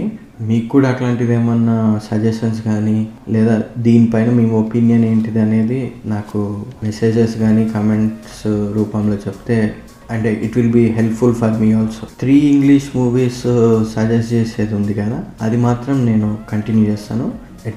ఎప్పట్లాగానే లాస్ట్ వీక్ రికమెండ్ చేసిన మూవీస్ ఎవరైనా చూసిరా అంటే, if so please share your experiences in review or comment. ఈ వీక్ 3 English మూవీస్ ఏంటివంటే, ద లెజెండ్ ఆఫ్ 1990. అది యాక్చువల్గా ఈ మంత్లోనే 1998లో రిలీజ్ అయింది. Directed by Tarantino, starring Tim Roth. ఈ టిమ్ రాత్ అనే ఆయన మన షాంగ్చీలో, once upon a time in Hollywood అట్లాంటి మూవీస్లో కూడా యాక్ట్ చేస్తుండే. నాకు అంటే ఈ మూవీ కొంచెం ఇంట్రెస్టింగ్ అనిపించుండే చూసినప్పుడు, సో అందుకు సజెస్ట్ చేస్తున్నాను. అండ్ సెకండ్ వచ్చేసి బ్యాబెల్, 2006లో రిలీజ్ అయింది, starring Brad Pitt and Blanchett. So ఇది ఏంటిదంటే ఒక tragic incident involving an American couple in Morocco. అది ఏమవుతుందంటే కొన్ని చైన్ ఆఫ్ ఈవెంట్స్ని స్పార్క్ చేస్తుంది 4 families in different countries. So అంటే మీకు దగ్గరగా చెప్పాలంటే తెలుగులో అప్పట్లో ఒక మూవీ వచ్చినుండే, అంటే లాస్ట్ 5 ఇయర్స్లో అనుకుంటా నాకు తెలిసి, మోహన్ లాల్ది మనమంతా అని. అంటే they are one single family, but నలుగురికి 4 ఇన్సిడెంట్స్ జరుగుతాయి. బట్ అది యాస్టీజ్ ఇట్లా కాదు, కొంచెం అంటే మీకు తెలియడానికి, అంటే ఫెమిలియర్గా స్టోరీ ఎట్లుంటుందని చెప్పడానికి ఒక చిన్న ఎగ్జాంపుల్ అది. అండ్ మూడో మూవీ వచ్చేసి మిడ్-90s, డైరెక్టెడ్ బై జోనా హిల్. ఈ డైరెక్టర్ గురించి యాక్చువల్గా చాలామందికి తెలిసే ఉంటుంది, ఎందుకంటే ఇతను how to train your dragon, Lego series. Actual Lego series అంటే నాకు మస్తు ఇష్టం. అంటే నేను బీటెక్లో ఉన్నప్పుడు మా ఫ్రెండ్ నేను ఈ మూవీస్కి చాలా పోతుండే. ఈవెన్ లెగో వాళ్ళది అన్ని సిరీసెస్, బ్యాట్మెన్ అవి కూడా మేము థియేటర్లో చూస్తుండే. అప్పట్లో ఇక్కడ జైన్2 దగ్గర సినీపోలిస్ ఉంటుండే, దాంట్లో వెళ్ళి, ఇప్పుడు లేదు అది సినీపోలిస్ తీసేసారు. అదే కాకుండా sausage party, war dogs, and రీసెంట్గా నెట్ఫ్లిక్స్లో డోంట్ లుక్ అప్ అని ఒక మూవీ వచ్చిండే కదా, అది కూడా అతనే చేసిండు, జోనా హిల్. మిడ్-90s అనేది ఒకటి. ఈ వీక్ 3 మూవీస్ ఏంటివంటే, ఒకటి వచ్చేసి ద లెజెండ్ ఆఫ్ 1990, రెండోది బ్యాబెల్, మూడోది వచ్చేసి మిడ్-90s. ఆననరీగా చెప్పాలంటే బాయ్ ఏ అనే ఒక మూవీ ఉంటుంది, ఆండ్రూ గార్ఫీల్డ్ది. ఇంకా మైకేల్ జాక్సన్ డాక్యుమెంటరీ కూడా ఈ మంత్లోనే వచ్చినుండే, సో అది కూడా చూడవచ్చు. చూసిన తర్వాత నెక్స్ట్ వీక్ రివ్యూ అప్పుడు ఏమన్నా, అంటే లేదు మీకు సజెషన్స్ ఏమైనా ఉంటే ఈ మూవీస్ కూడా చూడొచ్చు అని, ఇలాంటివి ఏమైనా ఉంటే నాకు చెప్పండి. నేను కూడా అంటే టైం ఉన్నప్పుడు నేను వాచ్ చేస్తాను అవన్నీ. ఇంకా నెక్స్ట్ మన సివిల్ ఇంజనీరింగ్ మార్వెల్కి వస్తే, ఈ వీక్ ఇంజనీరింగ్ మార్వెల్ ఏంటిదంటే ద ఛానల్ టనల్. ఇది ఆల్సో నోన్ యాజ్ ఛనల్. ఇది ఏంటిదంటే ఒక 50.46 kilometres railway tunnel that fix link between island of great Britain and European mainland. ఇది బేసిక్గా ఒక రైల్వే టన్నల్, బట్ ఏంటిదంటే కింద నుంచి 50 కిలోమీటర్స్ లెంత్. ఇమాజిన్ లైక్ మీరు గంటకి 50 కిలోమీటర్స్ స్పీడ్లో వెళ్ళినా ఈ టనల్ పాస్ అవ్వాలంటే 1 అవర్ టైం పడుతుంది మీకు. This channel tunnel is largest privately financed engineering project in the history. The tunnel stretches beneath the English Channel from England to France. When it becomes operational, the tunnel was crucial link in emerging European high-speed railway system. So ఇది ఏంటిదంటే ఈ construction 1988లో start చేసినుండే, and 1994 6th మేకి ఇది open అయినుండే. ఇది కట్టేటప్పుడు one of the largest problem ఏంటిదంటే funding. And ఇది యాక్చువల్గా యూస్ఫుల్లా కాదా, అంటే దీనివల్ల ఎవరికి ఉపయోగం, మీకు ఏమైనా కనెక్టివిటీ దగ్గర అవుతుందా, ఆర్ ఒకవేళ బ్రిడ్జ్ చేస్తే ఈవెన్ రోడ్ వే కూడా అవుతుంది కదా అని అట్లా చాలా ఆలోచించనుండే. బేసిక్గా ఇది క్రియేట్ ఎందుకు చేశారంటే ఇంగ్లాండ్కి ఫ్రాన్స్కి ఒక కనెక్షన్, అంటే లైక్ ట్రేడింగ్ కానీ ఆర్ 2 నేషన్స్కి కోఆపరేషన్ ఇట్లాంటివన్నీ చేయడానికి. బేసిక్గా ఇది ఫండింగ్ అనేది చాలా ఇబ్బంది అయింది. అది ఎట్లా అంటే it required cooperation of 2 national governments, bankers under writing the funding for the project, numerous contractors and several regulatory agencies. Further the construction and engineering of the tunnel called for the use of new technology and required significant modifications during the project due to unexpected conditions and changes సౌట్ by various interested parties. So ఇది ఏంటంటే, అంటే ఇప్పుడు ఒక pizza ఉంది, ఆ పిజ్జాకి ఒక 10 మంది, అంటే ఇప్పుడు పైలో మీకు సపోజ్ 8 స్లైసెస్ కట్ చేయొచ్చు ఆర్ 4 కట్ చేయొచ్చు. సపోజ్ నువ్వు 4 కట్ చేసేసి 6 మెంబర్స్కి షేర్ చేయాలంటే అది మొత్తం గజిబిజి అవుతుంది.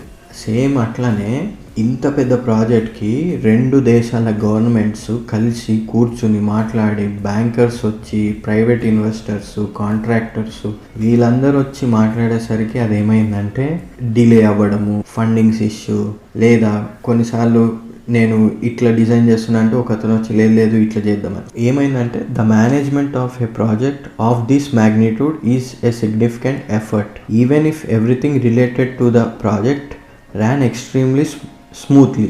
Numerous factors came into play during the course of the project that had significant effects and overall course of the project. In the end, the channel project was complete, but it was late and over budget. The causes of missing the key cost and schedule deadlines, along with the other factors related to project management knowledge areas and processes. ఇంత అయ్యేసరికి, ఇంత clumsy అయ్యేసరికి బేసిక్గా ఏమైందంటే project అనేది delay అయింది, over budget అయింది. Over budget అన్నారు కాబట్టి మనం యాక్చువల్గా దీని బ్యాక్ హిస్టరీకి ఒకసారి పోదాం. 1984లో బ్రిటిష్ అండ్ ఫ్రెంచ్ గవర్నమెంట్ ఒక అగ్రిమెంట్ చేసుకున్నారు. అదేంటిదంటే common safety, environmental and security concerns. 1985లో 2 గవర్నమెంట్లు ప్రపోజల్స్ అడిగాయి. చాలా ప్రపోజల్స్ వచ్చాయి. బట్ 1986లో Channel Tunnel Group / France Manche వీళ్ళిద్దరూ కలిసి యూరో టనల్గా ఫామ్ అయ్యి ఇది ప్రపోజల్ తీసుకున్నారు. అండ్ అప్పట్లో బిడ్ ప్రైస్ వచ్చేసి $5.5 బిలియన్. మేనేజ్మెంట్ పర్స్పెక్టివ్లో ఇది చేస్తున్నప్పుడు కోర్ట్ ఇచ్చినప్పుడు ఏంటిదంటే యాజ్ ఇట్ ఈస్ ఒరిజినల్గా ఏముంటుంది అన్నది చూపిలే. జస్ట్ ఒక రఫ్గా పైన డిజైన్స్ అవన్నీ చేసి ఇంత అవుతుందని ఎస్టిమేట్ వేసుకుని బిడ్డింగ్ చేశారు. అండ్ గవర్నమెంట్ వాళ్ళు కూడా ఒక రాంగ్ ఏం చేశారు అంటే వీళ్ళకి బిడ్డర్స్కి టైం ఇవ్వలేదు ప్రాపర్గా చేయడానికి. అప్పుడే వాళ్ళకి డౌట్ ఏమొచ్చిందంటే ఈ బిడ్ $5.5 బిలియన్ మనకు వచ్చింది, but an excess of $200 million scope ఉందని వాళ్ళు అంచనా వేసుకున్నారు. సో అప్పుడు ఆ డైరెక్టర్ కూడా ఏమన్నాడంటే when government announces an intention to have such a huge public utility built leaving all the details to determine in the course of competition it is rather like releasing a mouse at a Christmas party. The reactions of all those affected are unpredictable and uncoordinated and everybody believes that he knows what the end result should be. Project idea మంచిది, అంటే transportation లాగా 2 దేశాల మధ్య మంచి సంబంధం గురించి ఇదంతా. But main problem ఏమైందంటే అర్థం చేసుకోలేదు. అంటే ఇది ఎంత యాక్చువల్గా టఫ్ జాబ్ ఆర్ ఎంత ఇబ్బంది అవుతుంది అన్నది అది అర్థం చేసుకోకపోయేసరికి ఏమైందంటే మీకు ఫస్ట్ డిజైన్ ప్రాపర్గా ఫైనల్ కాలేదు, ఎస్టిమేషన్స్ ఇచ్చినవి కరెక్ట్ కాదు, అడిషనల్గా ఇంకా అమౌంట్ అవుతుందని ఐడియా ఉంది. మూడోది వచ్చేసి ఈ ప్రాజెక్ట్ ఇంతకుముందు ఎక్కడైనా చేశారా లేదా అన్న ప్రీవియస్ ఎక్స్పీరియన్స్ కూడా చూడలేదు ఎవరిది. ఇంకా అట్లా అది స్టార్ట్ అయిపోయి ఉండే 1988లో. ఇందులో ఎవరెవరు పాల్గొన్నారో నేను ఇప్పుడు చెప్తాను చూడండి. As per the channel tunnel treaty the channel project would have to be financed from private sources without government aid or loan guarantees. In return governments were prohibited from regulating price except in potential monopoly situations. akkane poyindi meeku. This would help in terms of estimating cost and amid potential government economic pressures. Financing was pursued via equity and loan capital markets. Shareholders seeking equity interest were more readily found in France and eventually in Britain as well. Loan financing was raised through a consortium of 206 banks worldwide. This would have given great ramifications later in the project. Another cost consideration is that Eurotunnel had a secured concession agreement for a period of 55 years. This gave them the sole right to operate the channel for that time.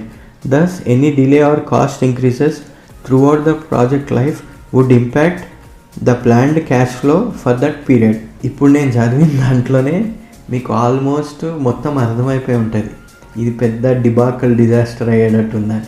Because మీరు government ఏమీ loan guarantees ఏం పెట్టదంట first of all. Second ఏంటంటే government cost estimation మీద regulating చేయొద్దు అంట, అది ఇంకోటి. మూడోది ఓనర్కే, అంటే ఎవరైతే ఈ యూరో టనల్ వాళ్ళు ఉన్నారో వాళ్ళకి 55 years వరకు దీని మీద అధికారం ఉందంట. అట్లా చేసుకుంటూ వెళ్తే ఇట్స్ లైక్ మీరు డిజాస్టర్ చేస్తున్నట్టే కదా. ఇంకా అప్పుడు ఏమైందంటే లాస్ట్కి $5.5 billion అనుకున్న ఎస్టిమేషన్ను కట్టేసరికి $14.9 billion అయింది. ఏంది ఆ 200 million కూడా కాదు, డైరెక్ట్ 3 times ఇంక్రీజ్ అయింది. అంటే ఆల్మోస్ట్ ఇది ఏంటిదంటే సీ లెవెల్, అంటే ఇది ఫస్ట్ ఏం చేశారంటే ఒక 3 point ఫ్రాన్స్ దగ్గర స్టార్ట్ అవుతుంది suppose, or vice versa UK దగ్గర స్టార్ట్ అవుతుంది. సో మనం ఫ్రాన్స్ నుంచి అనుకుందాం, ఫ్రాన్స్ నుంచి 3.7 kilometers ఫస్ట్ ఇట్లా కిందికి స్లీప్ అవుతుంది టనల్ అనేది. తర్వాత ఈ ఛానల్లోకి ఎంటర్ అవుతుంది. సో ఆ ఛానల్లోకి ఎంటర్ అయినప్పుడు ఆ ఛానల్లో ఉండే టోటల్ లెంత్ వచ్చేసి 37 kilometers డిస్టెన్స్. ఆ ఛానల్ సీ లెవెల్ టాప్ నుంచి 60+40 అంటే 100 meters డౌన్లో ఆ ఛానల్ వాళ్ళు వేస్తున్నారు, which is like a rare feet, అంటే చాలా పెద్ద ఎఫర్ట్ అది. దెన్ మళ్ళీ పైకి రైజ్ అవుతుంది టెర్మినల్ ఇంగ్లాండ్ దగ్గర. దీంట్లో ఏంటిదంటే మొత్తం 2 shuttles ఉంటాయి. 2 shuttles ఏంటిదంటే ఎవ్రీ 375 metersకి కనెక్ట్ అయ్యి ఉంటాయి అవి. 2 undersea crossover brings flexibility to operations as trains can pass from one railway tunnel to the other in particular during the maintenance periods while take place at night time. In normal operations ఇవేంటివంటే European shuttles use south tunnel France నుంచి UK డైరెక్షన్కి and north tunnel from while travelling from UK to France. ఈ 2 tunnels ఏంటివంటే 7.6 meters diameter ఉంటాయి and 30 meters apart. So 2 tunnelsకి మధ్యలో gap వచ్చేసి 30 meters. Each rail tunnel has a single track, ఒక power line ఉంటుంది, 2 పక్కల 2 వాక్వేస్ ఉంటాయి. 1 ఫర్ మెయింటెనెన్స్ పర్పస్, అంటే కరెక్ట్ గుహ పక్కకు ఉన్నది, సెంటర్లో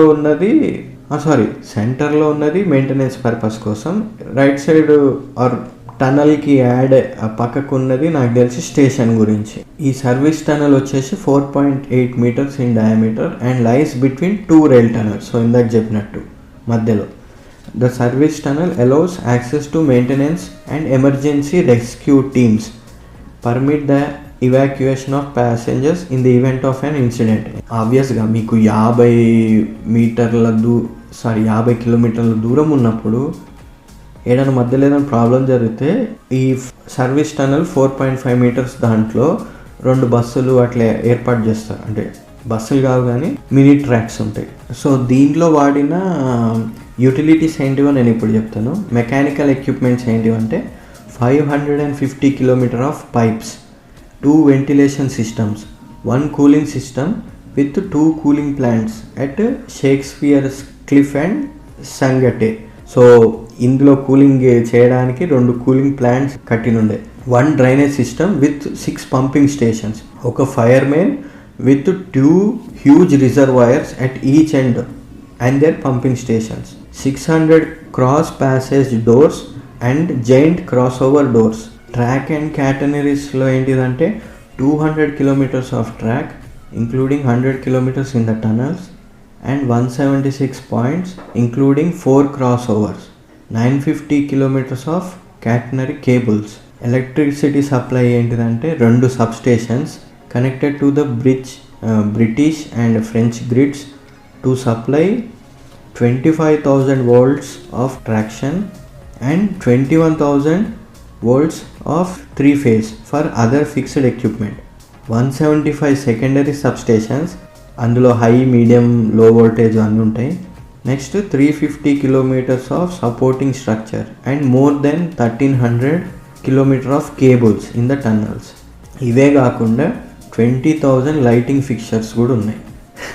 సో బేసిక్గా ఒక కొత్త సిటీ తయారు చేసినట్టు లెక్క జనరల్గా చెప్పాలంటే. ఇంత యూటిలిటీస్ అండ్ మెషినరీతో ఒక చిన్న ఏరియాని మనం తయారు చేయొచ్చు. ఇది యాక్చువల్గా ఏంటిదంటే ఇప్పటికి కూడా పెద్ద కన్ఫ్యూజన్లో ఉంటారు. అంటే ఇది కట్టిన స్ట్రక్చరు ఇది యూస్ఫుల్లా లేక మనీ గ్రాబ్ కోసం చేసినారా, ఆర్ అదే అంటే గవర్నమెంట్ నుంచి ప్రైవేట్ నుంచి మనీ తీసుకుని just for this name sake కట్టినుండేనా, ఆర్ ప్రైడ్ కోసం కట్టిరా. బికాస్ మీకు తెలిసిందే కదా జనరల్గా యూరోపియన్ వాళ్ళకి ప్రైడ్, ఈగో అవి కొంచెం ఎక్కువ కదా. మేము కూడా చేస్తాము అని చెప్పనీకి అట్లా ఏమని చేసిరా అన్నది తెలియదు. బట్ యాజ్ ఆఫ్ నౌ ఈ టనల్ అనేది పబ్లిక్ ట్రాన్స్పోర్ట్కి చాలా యూస్ఫుల్, చాలా టైం సేవ్ చేస్తుంది. Because 37 kilometres of channel cross చేయాలంటే మీరు బోట్లో షిప్లో వెళ్ళినా కానీ క్రూజ్లో వెళ్ళినా కానీ చాలా 1-2 days పడుతుంది. ఆర్ సరే 1 day పడుతుంది. ఆర్ మీరు బై ఫ్లైట్ వెళ్ళాలన్నా మీకు 3-4 hours పడుతుంది, ఎందుకంటే చెకింగ్ అవన్నీ చేసుకొని. అదే ఈ టన్నల్ ద్వారా అయితే 50 km/h స్పీడ్ వేసుకున్నా మీరు 1 hourలో వెళ్ళిపోతారు. సో జనరల్ ట్రాన్స్పోర్టేషన్కి it's a win situation. But ఆ జనరల్ ట్రాన్స్పోర్టేషన్ కోసము ఇంత మనీ ఖర్చు చేయడము అన్నది కరెక్టా కాదా అన్నది స్టిల్ ఇప్పటికీ రీసెర్చ్ జరుగుతూనే ఉంది. సో హోప్ ఈ స్ట్రక్చర్ గురించి సెగ్మెంట్ మీకు నచ్చిందని అనుకుంటున్నాను. అండ్ మీరు కూడా చెప్పండి, లైక్ కొన్నిసార్లు ప్రైడ్కో ఈగోకో వెళ్ళిపోయి పెద్ద పెద్ద స్ట్రక్చర్స్ అవి కడతారు. అండ్ యాక్చువల్గా నెక్స్ట్ వీక్ నేను దాని గురించి కూడా చెప్తాను. ఒకటి ఉంది అట్లాంటివి. అంటే ఈజ్ ఇట్ రైట్, ఆర్ ఒకవేళ పబ్లిక్కి యూజ్ అవుతుంది అనుకుంటే చేయొచ్చా? మీరేమనుకుంటున్నారో నాకు కమెంట్స్ రూపంలో చెప్పండి. ఇంకా నెక్స్ట్ వచ్చేసి డైమండ్ రత్నం ఆఫ్ ది వీక్. ఈ week single solo nomination and unanimously అతనే గెలుస్తాడు. హీఈస్ మన కేఏ పాలన్న. మునుగోడు ఎలక్షన్ ప్రచారం జరుగుతుంది కదా, అక్కడ ఇండిపెండెంట్ అభ్యర్థి లెక్క నామినేషన్ వేసినుండే. And from that get go అక్కడి నుంచి ఇంకా అతను అసలు ఎవ్వరి మాట వింటలేడు. నాకు ఎంత నవ్వు వస్తుందంటే, బికాస్ నాకు కొంచెం పాలిటిక్స్ నేను కొంచెం క్లోజ్గానే ఫాలో అవుతా. అంటే ఎవరితో ఎక్కువ డిస్కస్ చేయను, బట్ ఈ జస్ట్ అంటే ఇప్పుడు ఒక పెట్ పీవ్ లాగా అంతే. అండ్ ఒక వీడియో నేను చూస్తుండే ట్విట్టర్లో, ఒక సాంగ్ వస్తుంటే చిన్న ఇట్లా స్టెప్ వేస్తాడు. నేను ఎంత నవ్వినా అంటే ఆ బిట్కి అసలు ఫుల్ నవ్వుకుంటుండే. సో ఇంత మంచి కంటెంట్ ఇస్తున్న కేఏ పాల్ గారికి ఈ వీక్ డైమండ్ రత్నం ఆఫ్ ద వీక్ టైటిల్ నేను డెడికేట్ చేస్తున్నాను. That's it guys. అంటే ఫెస్టివల్ మీటింగ్స్ అవన్నీ ఉండేసరికి కొంచెం ఒక సెగ్మెంట్ని నేను మిస్ చేయడం జరిగింది. I hope you all understand. And మీరు మాత్రం ఖచ్చితంగా ఈ పాడ్కాస్ట్ని అన్ని ఆడియో ప్లాట్ఫామ్స్లో అంటే వింటున్న స్పాటిఫై కానీ యాపిల్ కానీ గానాలో ఫాలో అవ్వండి, రేటింగ్ ఇవ్వండి, కుదిరితే రివ్యూ కూడా ఇవ్వండి. So that it will be very helpful. అంటే ఎప్పుడు చెప్పే స్టోరీయే, ట్రాఫిక్ పెరుగుతుంది, సో దట్ అందరికీ రీచ్ అయ్యే అవకాశం ఉంటుంది. That's it. Thank you and peace out.